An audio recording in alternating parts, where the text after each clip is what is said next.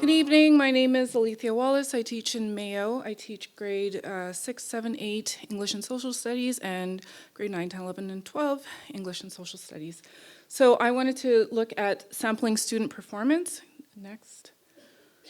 So at first I did the scan, and you have to realize that we have a diverse group of students because when I'm teaching my students, I'm teaching all of them at the same time in the class, and we're doing all of the different levels of their course at the same time.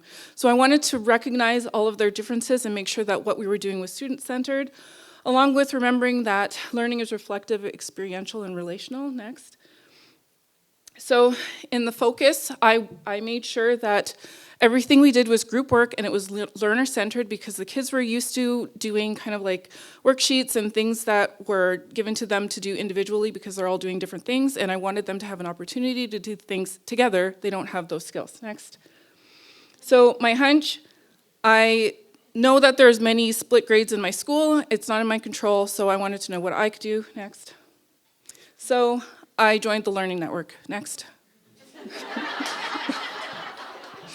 So when I was taking action, basically I say we because I did it with my students in collaboration with the teachers in the school and the other agencies and departments that we have in our community.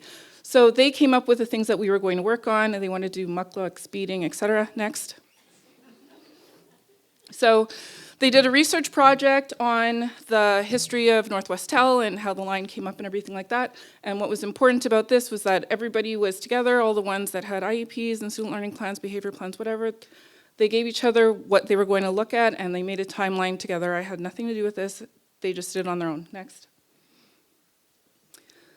I made a writing folder for them because they also didn't like doing things over and over again. I was trying to teach them that when you're doing writing, you have a process.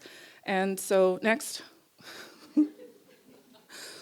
And so in junior high, they did group work also. So they made a tree of the branches of government, and then when we went to the college, they made a beaver fur zipper pull, but I called it a fur thing, and so that's what they called it. Next. So when we made Mukluks with the elders, I was listening to everything that they were saying and listening to what they were doing, and I was doing it also. So this one is mine. They gave me beads really pretty so that I could get a husband after I learned how to grouse dance. So I don't move my feet fast enough, but I'm still practicing. Next. So my culminating activities for all of this experiential learning was that the kids were supposed to come back to my English and social studies classes and do things that they needed to do, such as make a coat of arms in which they looked at one of the core competencies and made sure they incorporated their identity. So there's wolves and crows, and then I didn't know what I was, so they told me I'm a mongoose. Next. And then what I did with them after learning from the elders was I sat down with them, and so I gave them their formative feedback, and I told them to do it over and over and over and over again until they learned. So.